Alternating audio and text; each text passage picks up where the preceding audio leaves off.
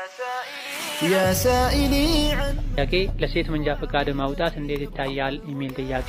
للهداية يسأل ነች ልጅ ነገ ጾማለሁ ብላ አስባ ሌሊት ተነስታ መብላትና መነየት ማለትም ነወይቱ ማለት ስላልቻለች እና ከሱብሒ በፊት ከሐይድ ጠርታ ግን ስላልታጠበች እህቷ ጾምሽን ፍቺ፣ ጾምሽ ልክ አይደለም አለቻት።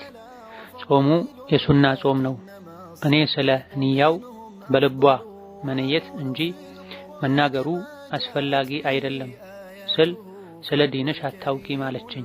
በዚህ ዙሪያ በደንብ ቢያብራሩልን የሚል ጥያቄ። جلاله والمصطفى الهادي ولا ቀደርና ቀዷ ምንድነው ልዩነቱ ቢያብራሩልኝ የሚል ጥያቄ። حقا كما نقل እናታችን ከእህቷ ከወንድሟ ከጎረቤት በትንሽ ነገር ትጣላለች። ታረቂ ብለን ሽማግሌ ብንሰበስብም እሺ አትልም። እኔ ልጇ ስሆን ከኔም ጋር ተጣልታ ቀብሬ ላይ አትቁሚ ብላኛለች። እንዲሁም ደግሞ ልጆቿን ነገር በማዋሰድ ታጣላለች።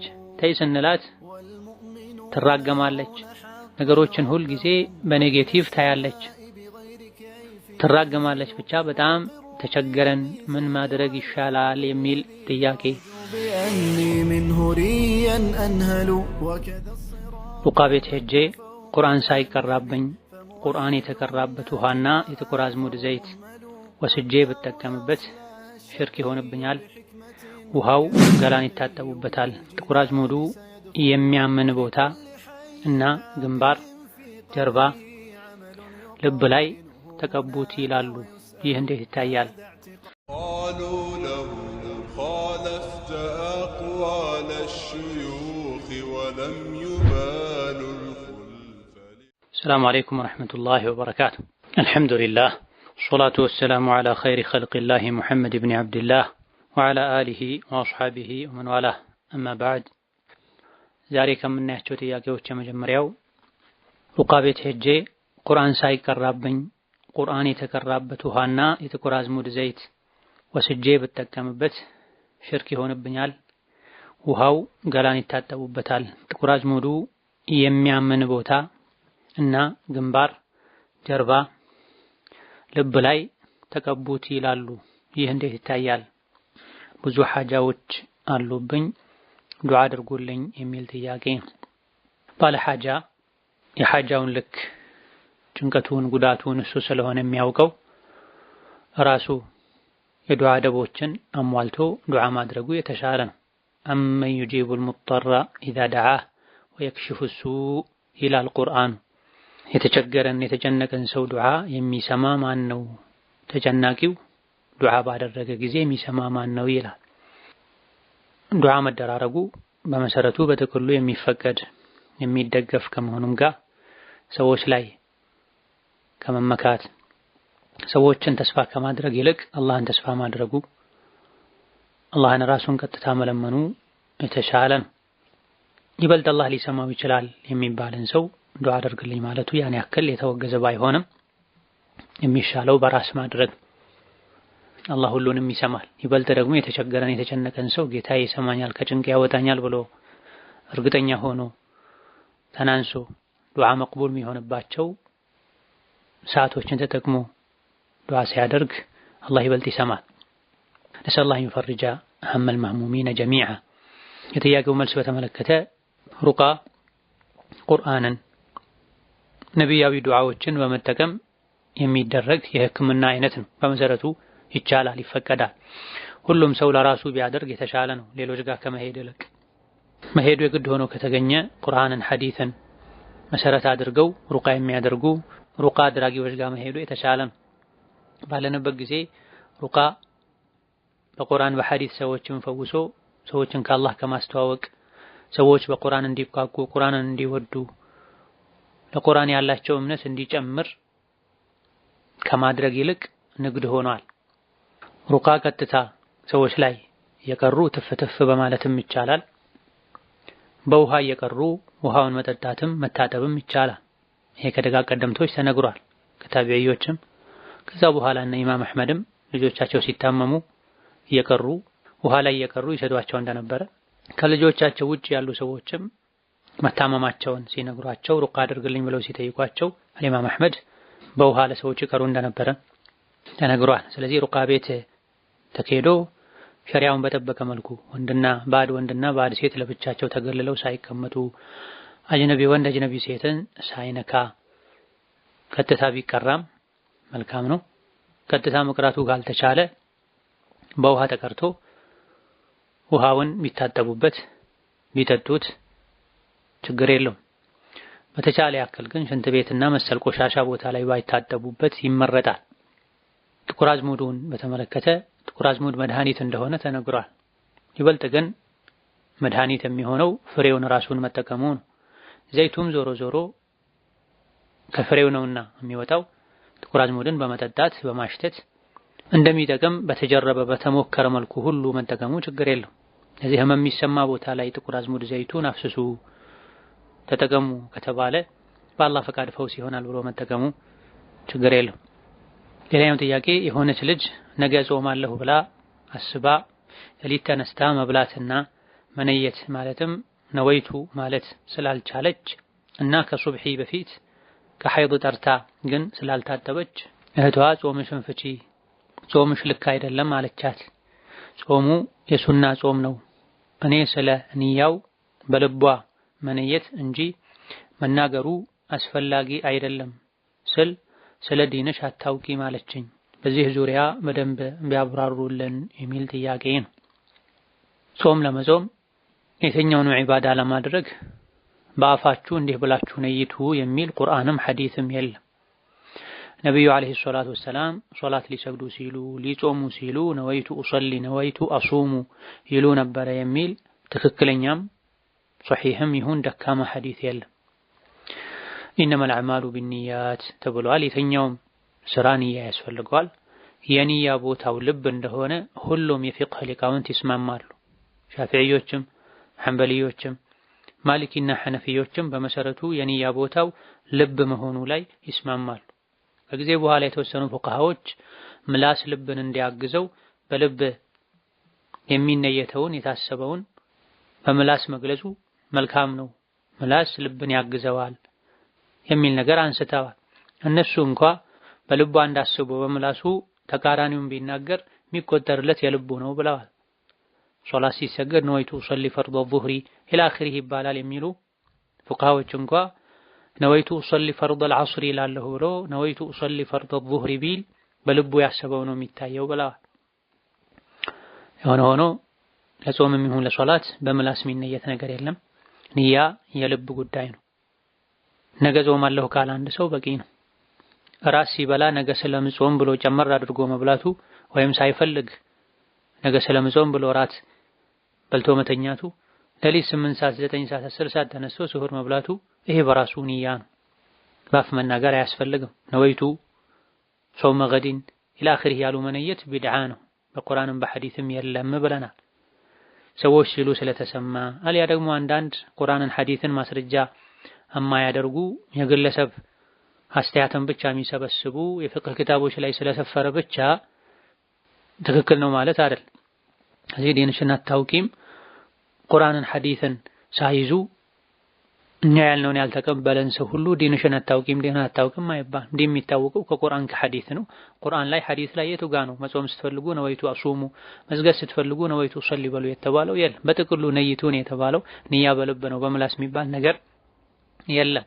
ጾሙ ሱናም ይሁን ፈርድ ነገ ጾማለሁ ካሉ ንያው ተጠናቋል።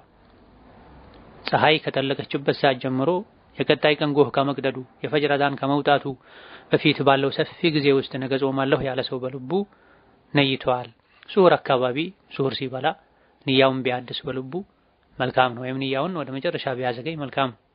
ጾምን ለመነየት እንዲሁም ለመጀመር ከሐይድና ከወሊድ ደም ከጠሩ በኋላ መታጠቡ ሸርጥ አይደለም። ሸርጡ የወር አበባ ደሙ ቆሞ መጥራቱ ነው። ከፈጅር አዛን በፊት ከወር አበባ ደም ከጠራች አንዲት ሴት መታጠቡን ከፈጅር አዛን በኋላ ማድረግ ትችላለች። ዋናው የጾም ወቅት ከመጀመሩ በፊት ከወር አበባ ደም ከወሊድ ደም መጥራቱ ነው። ጀናባ ያለበት ሰው እስከነ ጀናባው ጾምን መጀመር እንደሚችል በሐዲስ ተነግሯል። ነብዩ ሰለላሁ ዐለይሂ ወሰለም ራሳቸው ጀናባ ሆነው የጾም ወቅት ገብቶባቸው ጾም ይጀምሩ እንደነበረ በሶሂህ ሐዲስ ተነግሯል። ስለዚህ ጀናባ የጀናባ ትጥበት የወር አበባ ደም ትጥበት መኖሩ ጾምን መጀመር አይከለክልም። ስለዚህ ጾምሽን ፍቺ፣ ጾምሽ ትክክል አይደለም ማለቱ ስህተት ነው። ያለ እውቀት ከመናገርም አልፎ ሌሎችን ትክክል ናቸው አይደላችሁም ከማለት መጠንቀቅ ያስፈልጋል። ለራሱም ከሰው ልጅ ያለ እውቀት በሚያደርገው ነገር አላህ ዘንድ ይጠየቃል። ሌሎችን አድርጉ አታድርጉ ማለት ካለ ያለ እውቀት ተጠያቂነቱ ከፍ ያለ ይሆናል። ሌላኛው ጥያቄ ነብዩ መሐመድ አለይሂ ሰላቱ ወሰላም ወደ ሰማይ በወጡ ጊዜ ከዚህ በፊት የነበሩ ነቢያትን አግኝተዋል። ለምሳሌ ነብዩላህ አደምን በአንደኛው ሰማይ አግኝተዋል እያለ እስከ 7ኛው ሰማይ ይቀጥላል። የኔ ጥያቄ እነዚህ ነቢያት ሞተው የለም እንዴ ከነብዩ ዒሳ በስተቀር የሚል ጥያቄ ነው። አዎ ከነብዩላህ ዒሳ በስተቀር ሁሉም ነቢያት ሞተዋል አለይሂሙ ሰላቱ ወሰላም። እንደዚሁ ደግሞ የኢስራእና ሚዕራጅ ሌሊት ላይ ነብዩ ሰለላሁ ዐለይሂ ወሰለም የተለያዩ ነቢያትን ሰማያት ላይ አግኝተዋል። ሁለቱም ትክክል ነው። ነብዩ አለይሂ ሰላቱ ወሰላም ኢስራእና ሚዕራጅ ላይ የተለያዩ ነቢያትን ሰማይ ላይ አግኝተዋል። ሁሉም ነቢያትም ደግሞ ሞተዋል። ኢነከ መይቱን ወኢነሁም መይቱን ኩሉ መን ዐለይሃ ፋን በሚሉ አንቀጾች መሰረት ማይሞት የለም፣ ሁሉም ሞተ። ነብዩ ሰለላሁ ዐለይሂ ወሰለም ኢስራእና ሚዕራጅ ላይ ከነቢያት ጋር እንደተገናኙ ቡኻሪ፣ ሙስሊም ሌሎችም በዘገቡት ትክክለኛ ሐዲስ ተነግሯል። እንዴት ተገናኙ ነቢያት ከመሞታቸው ጋር? ሐዲስ ከነገረን ነብዩ ከተናገሩ በዋህይ ከተነገረን እንዴትን እናቆየዋለን? ዋናው ከነቢ መነገሩ በዋህይ መነገሩ መረጋገጡ ነው። ከዛ በኋላ እንደ አማኝ ዋህይ የነገረን አምኖ መቀበሉ ነው። በሩህ ነው የተገናኙት ወይስ በአካልም በሩህም ጭምር ነው? ብዙሃኑ የመረጡት ትክክለኛውም ሩህና አካላቸው አንድ ላይ ሆኖ ነው ሰማይ ላይ ያገኟቸው። ይሄን የሚያሳዩ በርካታ ትክክለኛ ማስረጃዎች አሉ።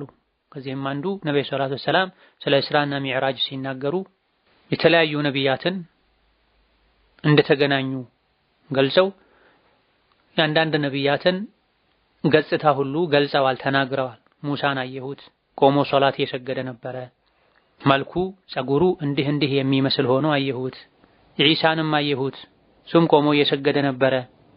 እገሌ የሚባለውን ዑርዋ ኢብኑ መስዑድ የሚባለውን ሱሐቢ ይመሳሰላል በመልኩ። ኢብራሂምንም አየሁት ቆሞ እየሰገደ ነበረ። ነቢያት ጋር ተገናኘሁኝ፣ አላህ ሰብስቦልኝም ሶላተል ጀማዓ በጀማዓ ሶላት ሰገደን ብለዋል።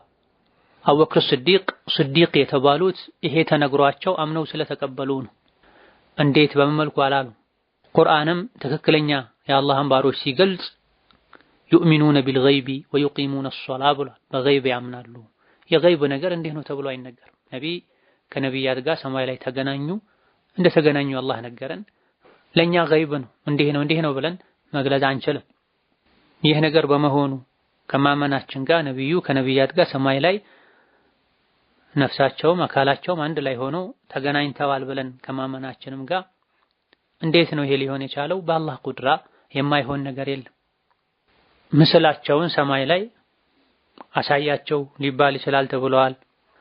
አላህ ቀስቅሷቸው ወደ ሰማይ አውጥቷቸው ነፍስና አካላቸውን አገናኝቶ ለዚህ ዓላማ ብሎ በቁድራው በችሎታው ከነቢ እንዲገናኙ እንዲያዩአቸው እንዲተያዩ አደረገ ማለትም እንችላለን። ይህ ይበልጥ የነቢን ክብር የሚያሳይ ነው። በአንዳንድ ዘገባዎችም ኢብኑ ሐጀር እንደጠቀሱት ወቡዒሰ ለሁ አደሙ ፈመን ዱነሁ ሚነል አንቢያ ተብሏል። ነቢዩ ኢስራ ሚዕራጅ ባደረጉ ጊዜ ቡዒሰ ለሁ አደሙ ፈመን ዱነሁ ሚነል አንቢያ አደምና ከአደም በታች ያሉ ነቢያትም ተቀሰቀሱላቸው የሚል የሐዲስ ቃል አለ። ስለዚህ አላህ ቀስቅሶ በዛ ቀን አካልና ሩሃቸው እንዲገናኝ አድርጎ ሰማይ ላይ አገናኝቷቸው ሊሆን ይችላል። ምስላቸውን ነው አላህ ያሳያቸው ሊባልም ይችላል። ይሄ ከይፍያ ነው፣ ገይብ ነው። ገይቡ ሳንገባ ተገናኝተዋል። አላህ ነቢዩን ከተለያዩ ነቢያት ጋር አገናኝቷቸዋል፣ ተነጋግረዋል፣ ተወያይተዋል። በጀማዓ ሶላት ሁሉ ሰግደዋል በይተል መቅዲስ ላይ። ከሶላቱ በኋላም ስለ ዳዕዋ ስለ ህዝቦች ሁኔታ ምክክር አድርገዋል። ይሄ ሁሉ ተነግሯል በሐዲስ ዘገባዎች። እንዴት ሳንል አምነን ልንቀበል ይገባል።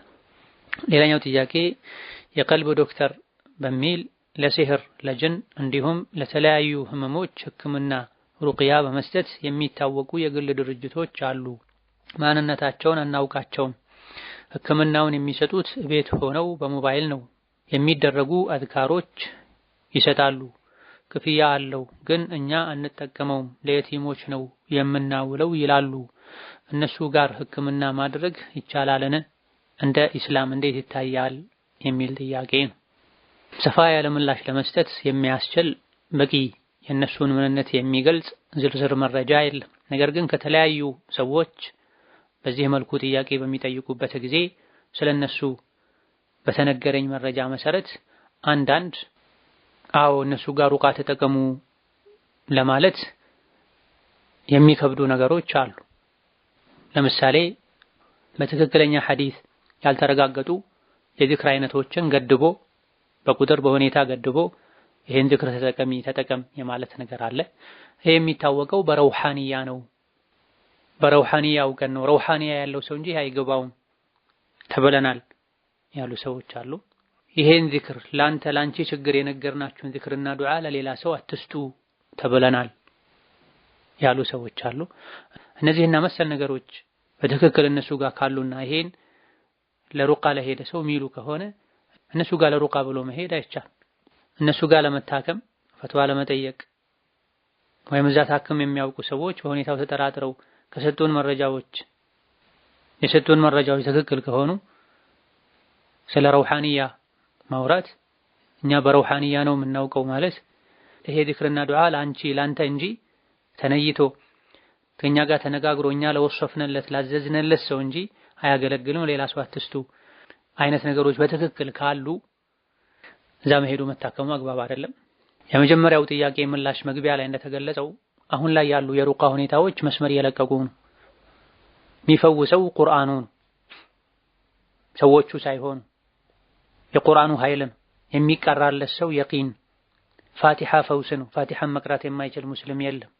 ቁል አዑዙ ቢረቢል ፈለቅ ቁል አዑዙ ቢረቢን ናስ ፈውስ ነው። አብዛኛው ሙስሊም እነዚህ ሱራዎችን መቅራት ይችላል። ማ ተዐወደ ሙተዐዊዙን ቢሚስሊሂማ ብለዋል ነብዩ ሰለላሁ ዐለይሂ ወሰለም። እንደ ቁል አዑዙ ቢረቢል ፈለቅና ቁል አዑዙ ቢረቢን ናስ መጠበቅ ለሚፈልግ ሰው አስተማማኝ ጥበቃ የለም ብለዋል። ፋቲሃን ደጋግሞ እየቀሩ ሱረቱል ፈለቅ ሱረቱን ናስ እንደዚሁ ደጋግሞ እየቀሩ ጠዋት ማታ ለራስ ሩቃ ማድረግ ለቤተሰብ ሩቃ ማድረግ። ለመሄድ ከተገደዱ ደግሞ ግልጽ የሆነ ስህተት የሌለበት ቁርአን ሐዲስን ተከትሎ የሚሄድ ሩቃ የሚያደርግን ሰው ፈልጎ ማድረግ። ሌላኛው ጥያቄ ቀደርና ቀዷ ምንድነው ልዩነቱ ቢያብራሩልኝ የሚል ጥያቄ ነው። ሁለቱም የአላህ ውሳኔ ማለት ነው። ከአላህ ውሳኔ ጋር ከአላህ እውቀት ጋር ከአላህ ስራ ጋር የተያዙ ቃላቶች ናቸው። ልዩነታቸው ምንድነው የሚለውን በተመለከተ የተወሰኑ የቋንቋ ሊቃውንት ቀዷና ቀደር አንድ ነው ትርጉሙ ተተካኪ ቃላቶች ናቸው ብለዋል። የተወሰኑት ደግሞ በሁለቱ መሃል ልዩነት አለ ብለው ቀዷ ከቀደር በፊት ያለ ነው፣ አላህ አስቀድሞ የሚያውቀው ነገር ማለት ነው። ቀደር ማለት ደግሞ በእውቀቱ መሰረት አሁን ያደረገው የወሰነው የሆነ ያለ የተከሰተ ነገር ማለት ነው ብለዋል። ሌሎች ደግሞ በተቃራኒው ቀይረውት ቀደር ማለት አስቀድሞ አላህ የሚያውቀውና አስቀድሞ አላህ ያወቀውና የወሰነው ነገር ማለት ነው። ቀዷ ማለት ደግሞ ድሮ አውቀው የወሰነውን ነገር ማድረጉ መፈጸሙ ነው ቀዷ የሚባለው ብላ። የሆነ ሆኖ ይሄ የቋንቋ ልዩነት ነው፣ ኢስጢላህ ነው። ዋናው በእነዚህ ቃላቶች የሚገለጸውን ሐሳብ እምነት መቀበሉን። ቀዷም ይሁን ቀደር ከሚለው የሚፈለገው ሁሉን ነገር አላህ አስቀድሞ ያውቃል፣ ሁሉን ነገር አላህ አስቀድሞ ጽፏል፣ ሁሉን ነገር አላህ ሽቶት ነው የሚሆነው፣ ሁሉን ነገር የሚያደርገውና የሚያስገኘው አላህ ነው ብሎ ማመን። ይሄ አንዳንዴ ቀዷ ሊባል ይችላል፣ ሌላ ጊዜ ቀደር ሊባል ይችላል። ዋናው ቃሉ ሳይሆን ሐሳብና ቀደርን ተረድቶ በቀደር ማመኑን።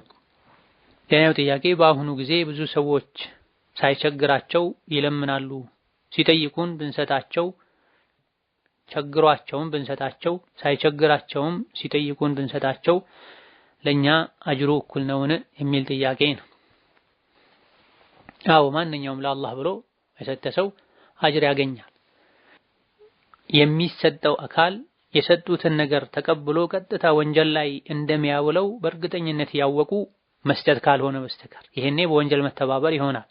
በዚህ መልኩ የምንሰጠውን ነገር ለወንጀል እንደሚያውለው ካላረጋገጠን በቃል ወይም በሁኔታ እርዳታ የሚያስፈልገው ሰው መሆኑን አውቀን ከረዳን ኋላ ላይ እርዳታ የሚያስፈልገው የሚገባው ሰው እንዳልነበረ ብናውቅም እኛ ኸይር አስበን እርዳታ የሚገባው ነው ብለን በመስጠታችን አጅር ይገኛል።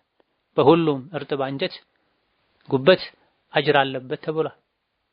ነፍስ ያለው ህይወት ያለው የሚበላ የሚጠጣ እርዳታ አስፈልጎት እኛ ከረዳ ነው አላህ ለሱ ባደረግነው ነገር ጀዛችንን ይከፍላል መስፈርቱ እስከተሟላ ድረስ። ይህ እንዳለ ሆኖ ግን ሰደቃ እርዳታ የተደረገለት አካል እኛ በሰጠነው ሰደቃ ባደረግንለት እርዳታ ይበልጥ ተጠቃሚ በሆነ ቁጥር ይበልጥ ቀዳዳውን በሸፈነለት ቁጥር ኸይር ነገር ላይ ባዋለው ለኸይር በታገዘበት ቁጥር የሰጠው ሰው አካል አጅሩ እየጨመረ ይሄዳል። ነቢያችን ሰለላሁ ዐለይሂ ወሰለም ለምስኪን ከሰጠኸው 1 ብር ፊ ሰቢልላህ ወጪ ካደረከው 1 ብር ለቤተሰቦችህ ካደረከው 1 ብር በአጅር የሚበልጠው ለቤተሰብ ወጪ ያደረከው ብር ነው ብለዋል። ስለዚህ እንደ ሰጪው ንያ እንደ ሰጪው አቅም እንደ ተሰጠው ሰው ሁኔታ አጅሩ ሊለያይ ይችላል። የቤት አባወራ ለቤቱ እሱ ወጪ ካላደረገ ሌሎች ወጪ ሊያደርጉ አይችሉም።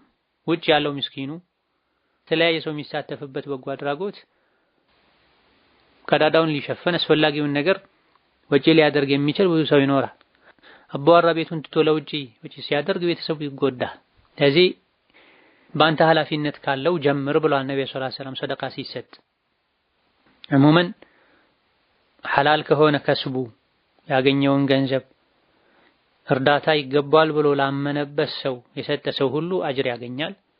ጥሩ ቦታ በዋለ ቁጥር ደግሞ አጅራችን የተሻለ ይሆናል።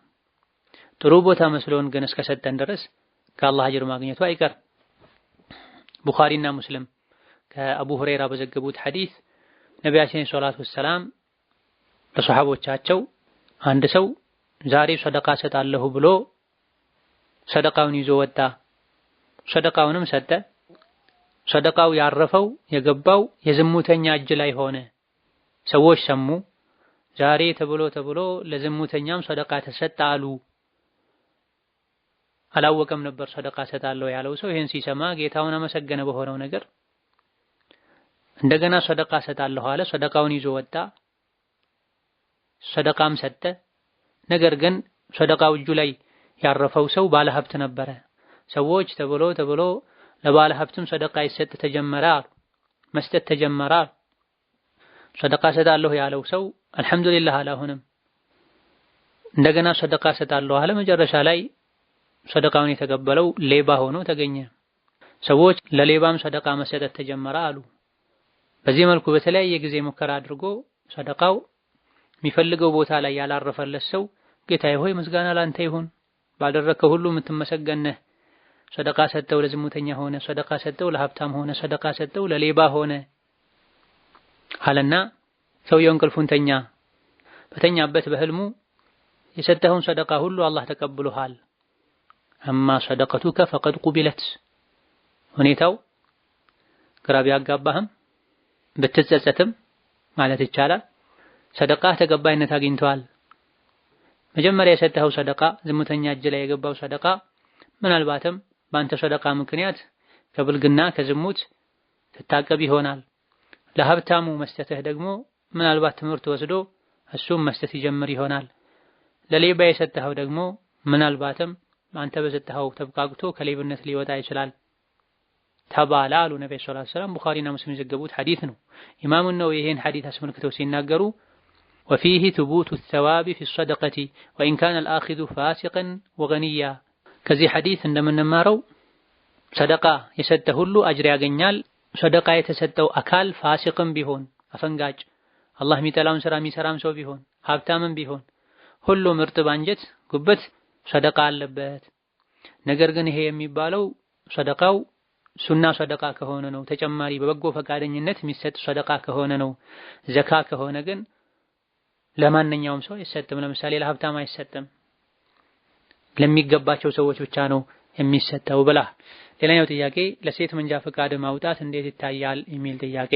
ይህ ሴት ልጅ መኪና መንዳት ትችላለች አትችልም የሚለው ምላሽ ላይ የተመሰረተ ጥያቄና መልስ ነው የሚሆን። ሴት ልጅ መኪና መንዳት ትችላለች አትችልም ካሁን ቀደም መልስ ሰጠናል። የከለከሉ ሊቃውንት አሉ፣ የፈቀዱም ሊቃውንት አሉ። የፈቀዱት በድሮ ዘመን ሴቶች ግመል ይጋልቡ ስለነበረ በግመል ይጓጓዙ ስለነበረ የዘመኑ ግመል መኪና ነውና ሴት ልጅ መኪና ብትነዳ ችግር የለውም የሚል አቋም አላቸው። የከለከሉት ግመልና መኪና ይለያያል፣ ግመል ላይ ብትጓዝም ራሱን የቻለ የሴት ኮርቻ ነበረው፣ አብሯት ሰው ነበረ። ግመል እንደ መኪና አይደለም።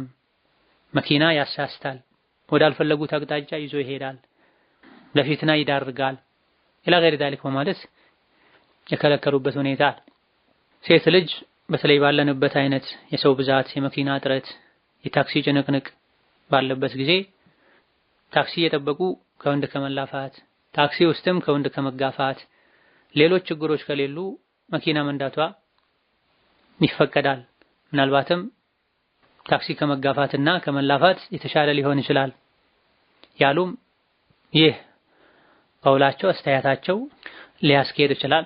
በተቃራኒው ይሄን መፍቀዱ ሴቶች ከቤት መውጣት እንዲያበዙ፣ ለሆነ ላልሆነው መኪና ያስነሱ እንዲሄዱ፣ ከከተማ ሁሉ አልፈው ያለ መሕረም እንዲወጡ ሊያደርጋቸው ይችላል።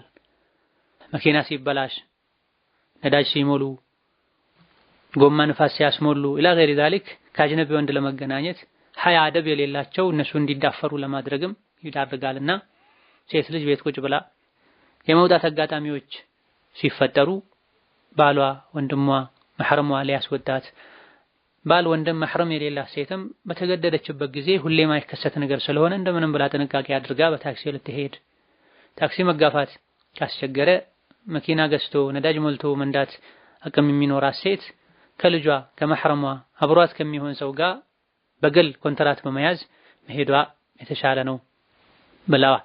ለዚህ መሰላው ነጥቡ ጥንቃቄ የሚያስፈልገው ነው። በሁለት እግር እንኳን እየሄዱ ሸሪዓውን የጣሱ ከቤት መውጣት የሚያበዙ እህቶች መኪና አሽከርካሪ ሆነው ለሆነ ላልሆነው የወጡ ቤት ልጆች በሰራተኛ እያደጉ ተርቢያ የሚያደርጋቸው ያጡ ብዙ ነገሮች እየተበላሹ ስለሆነ ጠንቀቅ ማለት የሚያስፈልገው ነጥብ። አዎ መንዳት ትችላለች በሚለው ከተካሄደ መንጃ ፈቃድ ማውጣቷ የተፈቀደ ይሆናል። አያት ነዳም ከተባለ መንጃ ፈቃድ ማውጣቱ አስፈላጊ ላልሆነ ለማይጠቅም ነገር ገንዘብን ጊዜን ማባከን ነው የሚሆን። መንዳት ትችላለች ተብሎ አያትችልም ተብሎ እንዲሁ መንጃ ፈቃዱን ለመያዝ ያክልም ሴት ልጅ በምታወጣበት ጊዜ የሚመጡ ብዙ ሌላ ጉዳቶች አሉ። ከአሰልጣኝ ጋር መቀራረብ፣ ጸባያቸው የተበላሸ አሰልጣኞችን እንዲያሳልፏቸው መለማመጥ፣ በር ዘግቶ ከአጅነቢ ሾፌር ጋር ረጅም ሰዓት መቆየት፣ ተቀራርቦ መቀመጥ፣ ማርሽና መሪ አያያዝን አጠቃቀምን ለማሳየት በተለይ አደብ ስርዓት የሌለው ካፍር ሲሆን እስከ መነካካት ሁሉ ሊደርስ የሚችል መቀራረብ መዘዞች ስላሉት ሙስሊም ሴት አላህን ልትፈራ ልትጠነቀቅ ይገባታል። ይሄን ማድረጉ የግድ ሆኖ መንዳትም ይቻላል የሚል አቋም ይዛ መንጃ ፈቃድ ወደ ማውጣት ብትሄድ መንጃ ፈቃድ ስትሰለጥን በተለይ መንዳት ስትጀምር አብሯት መሕረም ሊኖር አብሯት ሶስተኛ አካል ሊኖር ይገባል። አላሁ ተዓላ አለም። ሌላኛው ጥያቄ ሱብሒ አዛን ላይ አሶላቱ ኸይሩን ሚነ ነውም ሲል ምላሹ ምንድነው የሚል ጥያቄ። ቡኻሪና ሙስሊም በዘገቡት ሐዲስ ነብዩ ሰለላሁ ዐለይሂ ወሰለም ኢዛ ሰሚዕቱሙል ሙአዚነ ፈቁሉ ሚስለ ማ የቁል ብላ ሙአዚን አዛን ሲል ከሰማችሁት ሙአዚኑ የሚለውን ተከትላችሁ በሉ ብላ። አላሁ አክበር ሲል አብረን አላሁ አክበር አሽሀዱ አን ላ ኢላሀ ኢለላህ ሲልም እንደዚሁ ሐያ ዐለ ሶላህ ሐያ ዐለል ፈላህ ሲል ደግሞ በሌላ ሐዲስ እንደተነገረው ላ ሐውለ ወላ ቁወተ ኢላ ቢላህ እንላል። ከዛ ውጭ ያለው የአዛን ቃል ፈቁሉ ሚስለ ማ የቁል ሚለው ውስጥ ነው የሚገባው። ሙአዚኑ የሚለውን ተከትላችሁ በሉን። ይሄ ለሁሉም አዛን ነው የተባለው። ፈጅር ሲቀር ፈጅር ላይ እንዲህ በሉ ተብሎ በትክክለኛ ሐዲስ አልተነገረም። ስለዚህ አሶላቱ ኸይሩን ሚነ ነውም ሲል ሁለት አማራጭ ይኖረናል። በዚህ ቃል መሰረት ከሌላኛው ሐዲስ ጋር አንድ ላይ አጣምረን ተረተን ወይም አሶላቱ ኸይሩን ሚነ ነውም ሲል አሶላቱ ኸይሩን ሚነ ነውም እንላለን አብረን። ሙአዚኑ የሚለውን በሉ ስለተባለ አላሁ አክበር ሲል አላሁ አክበር ስላለን፣ አሽሀዱ አን ላ ኢላሀ ኢለላህ ሲል አሽሀዱ አን ላ ኢላሀ ኢለላህ ስላለን አሶላቱ ኸይሩን ሚነ ነውም እንላለን። ወይም ደግሞ ላ ሐውለ ወላ ቁወተ ኢላ ቢላህ እንላለን። አሶላቱ ኸይሩን ሚነ ነውም የሚለው ሐያ ዐለ ሶላህ ከሚለው ጋር ተመሳሳይ ስለሆነ ሐያ ዐለ ሶላህ መልሱ ላ ሐውለ ወላ ቁወተ ኢላ ቢላህ ነው። በሌላ ሐዲስ ተነግሯል። አሶላቱ ኸይሩን ሚነ ነውም ከእንቅልፍ ሶላት ይሻላል ነው። ሐያ ዐለ ሶላህ ኑ ወደ ሶላት ነው። ስለዚህ ሐያ ዐለ ሶላህ ኑ ወደ ሶላት ከሆነ አሶላቱ ኸይሩን ሚነ ነውም ሶላት ከእንቅልፍ ይሻላል ከሆነ ሐሳቡ ተቀራራቢ ነው። እሺ እመጣለሁ፣ ግን መመጣው በኔ ጉልበት በኔ ብልሃት አይደለም፣ አላህ ሆይ አግዘኝ፣ ለመስገድ አብቃኝ ማለት ነውና አሶላቱ ኸይሩን ሚነ ነውም ሲባል ላ ሐውለ ወላ ቁወተ ኢላ ቢላህ ማለትም እንችላለን። ሐያ ዐለ ሶላ በሚለው ቅያስ ተደርጎ ራሱን እንደግማለን ሶላቱ ኸይሩን ሚነ ነውም በሚለው በሐዲሱ ቡኻሪ ሙስሊም በዘገቡት ሐዲስ ሙአዚን ሚለውን በሉ በሚለው ተከሄዱ። የተሻለውም የሚሻለውም ይሄ ነው። ከዚህ ውጪ ሰደቅተ ወበሪርተ ይባላል የሚሉ ፉቃሃዎች አሉ ከሐንበልዮችም ከሻፊዒዮችም። ይሄ በትክክለኛ ሐዲስ አልተነገረም። ሐዲሱ ضعيف ነው።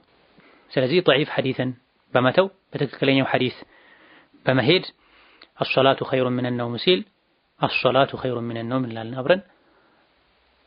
لا حول ولا قوة إلا بالله ብንልም ያስኬዳል። ከዛ ውጭ ያለውን መተው ነው። ሌላኛው ጥያቄ እናታችን ከእህቷ ከወንድሟ ከጎረቤት በትንሽ ነገር ትጣላለች። ታረቂ ብለን ሽማግሌ ብንሰበስብም እሺ አትልም። እኔ ልጇ ስሆን ከኔም ጋር ተጣልታ ቀብሬ ላይ አትቁሚ ብላኛለች። እንዲሁም ደግሞ ልጆቿን ነገር በማዋሰድ ታጣላለች። ተይ ስንላት ትራገማለች። ነገሮችን ሁል ጊዜ በኔጌቲቭ ታያለች፣ ትራገማለች። ብቻ በጣም ተቸገረን፣ ምን ማድረግ ይሻላል የሚል ጥያቄ ወይም ማማከር ነው። መፍትሄው ሶብርና ዱዓ ነው። ወላጆችን እንደ ተራሱ አይደለም የምንኗኗራቸው። ለወላጆች ለየት ያለ አኗኗር መንገድ መፈለግ ያስፈልጋል።